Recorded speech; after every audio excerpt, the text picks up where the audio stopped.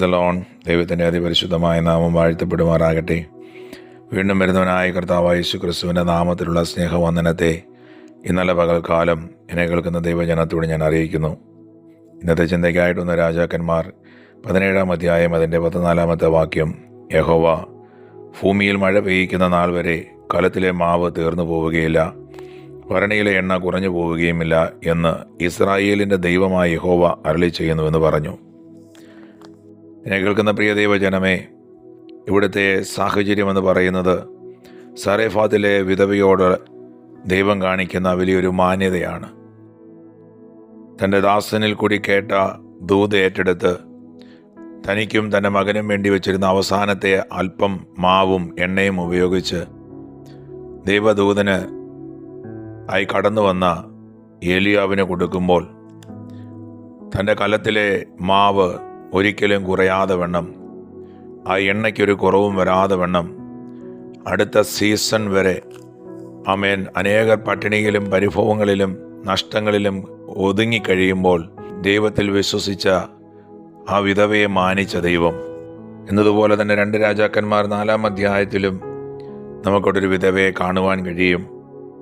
എലീശായിൽ കൂടി ദൈവം മാനിച്ച ഒരു വിധവ, തനിക്കുള്ള അവസാനത്തെ എണ്ണ അതിനെ അംഗീകരിക്കുകയും ആ എണ്ണ ഉണ്ട് എന്ന് പറയുവാൻ കാണിച്ച മനസ്സിനെയും മാനിച്ച ഒരു ദൈവം,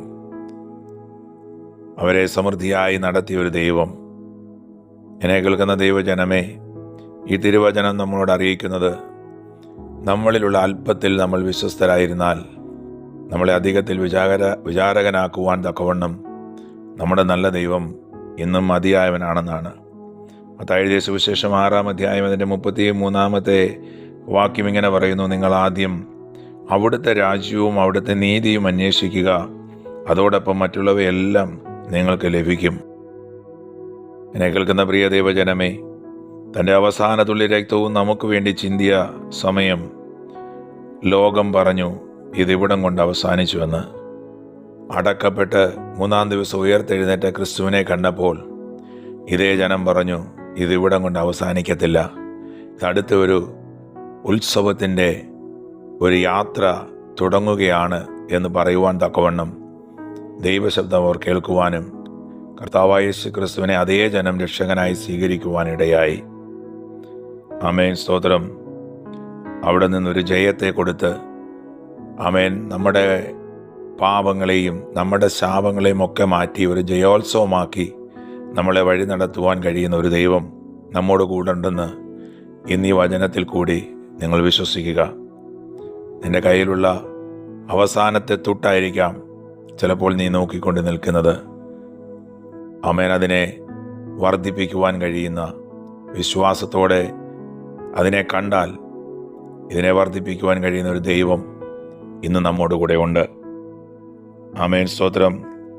നമ്മെ ജയോത്സവമായി നടത്തുന്ന ഒരു ദൈവം ഇന്നും നമുക്കായി ഏലിയാവിലൂടെ സാറാഫാത്തിലെ വിധവയെ മാനിച്ചതുപോലെ, ആമേൻ, എലീശായിലൂടെ ആ വിധവയെ മാനിച്ചതുപോലെ നമ്മളെ മാനിക്കുവാൻ കഴിയുന്ന ആമേൻ ഒരു ദൈവം ഇന്നും നമുക്ക് വേണ്ടി ജീവിക്കുമെന്ന് നിങ്ങൾ വിശ്വസിക്കുകയാണെങ്കിൽ ഇന്ന് കേട്ട ഈ വചനത്താൽ നിങ്ങളും ഇതേ അനുഗ്രഹത്തിൻ്റെ അവകാശികളായി മാറുവാൻ ദൈവം സഹായിക്കും.